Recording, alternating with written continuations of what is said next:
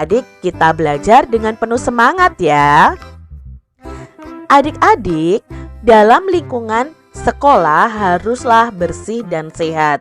Biasanya kalau lingkungan sekolah itu bersih dan sehat, itu pasti berhubungan dengan kata rapi, asri, dan sejuk.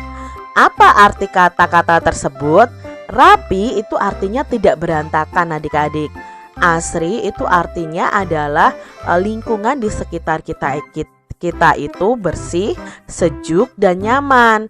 Nah, sejuk sendiri adalah udara yang tidak panas. Itu berarti arti kata sejuk.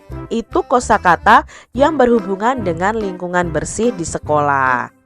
Nah, di sini kalian akan membuat laporan tentang lingkungan bersih dan sehat di sekolah.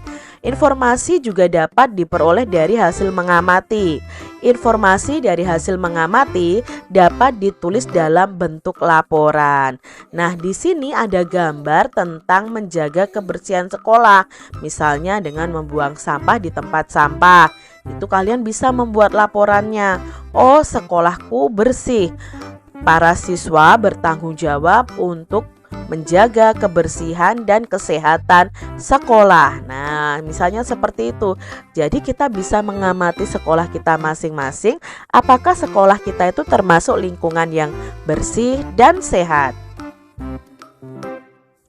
Perhatikan gambar berikut ini.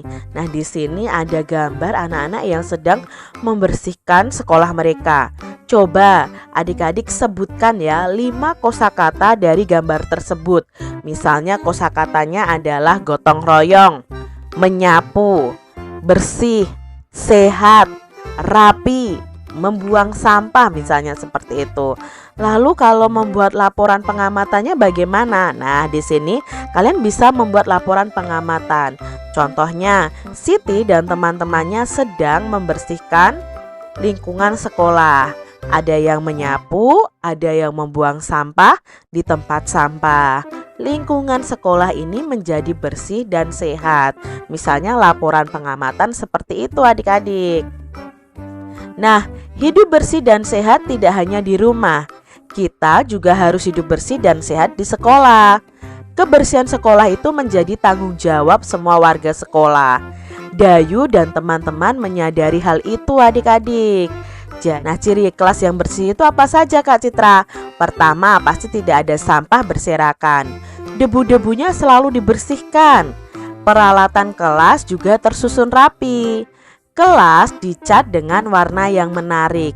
Ini adalah ciri kelas yang bersih. Nah, menurut kalian, kelas kalian bersih atau tidak adik-adik?